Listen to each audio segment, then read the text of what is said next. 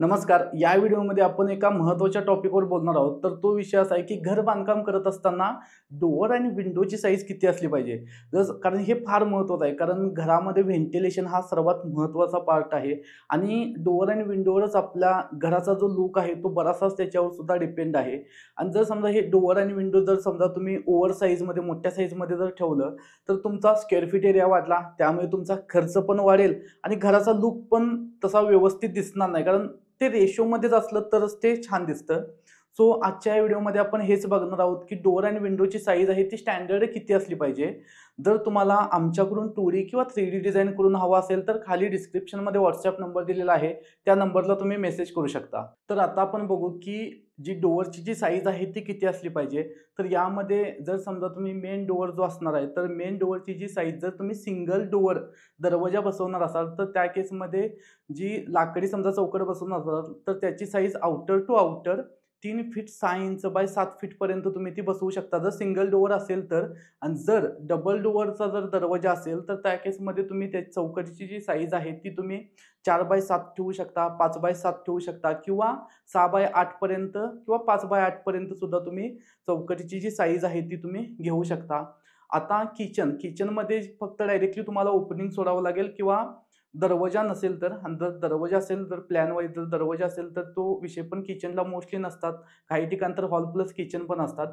तर त्या केसमध्ये ओपनिंग जे आहे ते तुम्ही 4 फीट ठेवू शकता, 5 फीट ठेवू शकता किंवा 3 फीट 6 इंचपर्यंत सुद्धा ठेवू शकता. ते तुमच्या प्लॅनवर डिपेंड आहे.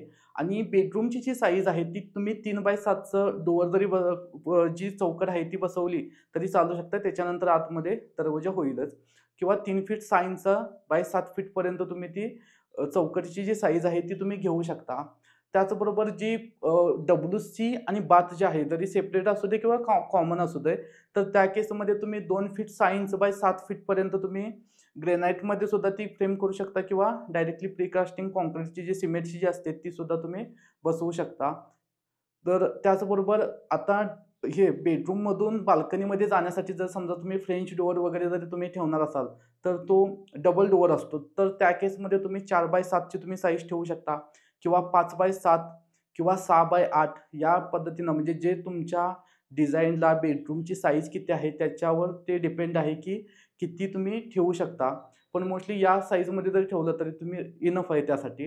त्याचबरोबर टेरेसवरती जाण्यासाठी सुद्धा तुम्ही 3 फीट बाय 7 फीटचा जरी चौकट बसवून त्यामध्ये दरवाजा केला तरी बस आहे. युटिलिटी वॉशरूम जे आहे, युटिलिटीमध्ये किंवा वॉशिंग एरिया जो आहे त्यामध्ये सुद्धा तुम्ही 3 बाय 7 ची तुम्ही चौकट आहे ती बसवू शकता किंवा त्यासाठी ओपन स्पेस ठेवून त्याच्यानंतर ग्रेनाइटमध्ये जरी काम केलं तरी चालू शकतं, ती फ्रेम केली तरी.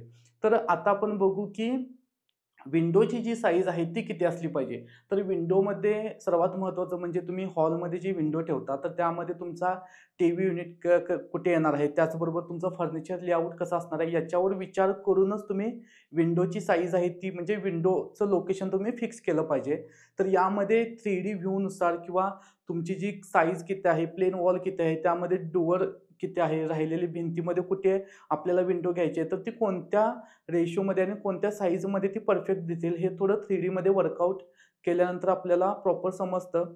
जर स्टँडर्ड साईज म्हटलं असा तर तुम्ही 5 बाय 4 ची पण घेऊ शकता किंवा 5 बाय 5 ची पण, म्हणजे जर साईजनुसार ते कन्सिडर होईल. त्याचबरोबर 6 बाय 4 ची सुद्धा तुम्ही घेऊ शकता जर हॉरिझॉन्टल शेपमध्ये जर हवे असेल तर.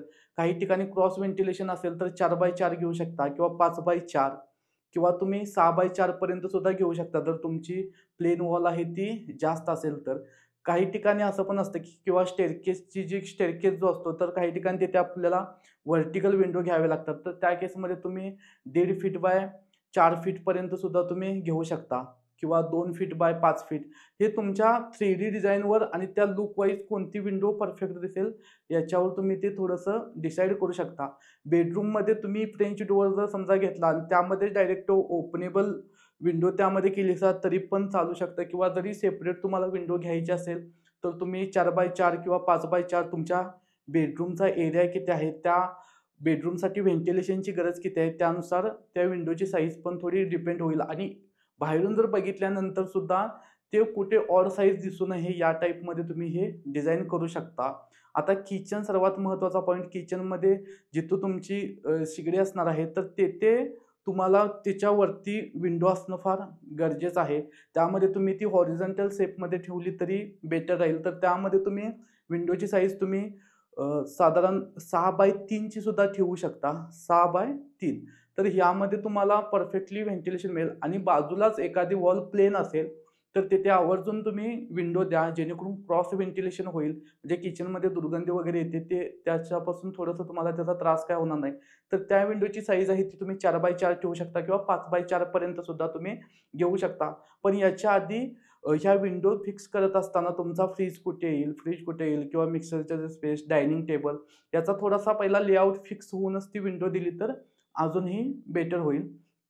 तर त्याचबरोबर जे WC बाथ आहे त्यासाठी जी त्यामध्ये तर तिथे तर दुर्गंधी जास्त असते. सो त्या केसमध्ये तुम्हाला एक साधारण 2x3 ची किंवा 1.5x2 ची ही सुद्धा विंडो तुम्ही ठेवली तरी सफिशियंट आहे. जर एक्झॉस्ट फॅन ठेवणार असाल तर त्याची थोडीशी साईज आहे ती अजून तुम्ही सर समजा 2x2 फीट बाय 2 फीट सायन्सपर्यंत हाईट जर घेतली तरी सफिशियंट आहे. तर ह्या बांधकाम करत असताना ह्या डोअर आणि विंडोची साईज आहे ती व्यवस्थित तुम्ही ठेवा. जर तुम्हाला आमच्याकडून 2D किंवा 3D डिझाइन हवा असेल, तर खाली डिस्क्रिप्शनमध्ये WhatsApp नंबर दिलेलाच आहे. त्या नंबरला तुम्ही कॉल करू शकता. जर हा व्हिडिओ आवडला असेल, व्हिडिओला लाईक करा आणि जर अजूनही चॅनेलला सबस्क्राईब केलं नसेल, तर चॅनेलला सबस्क्राईब करा. धन्यवाद.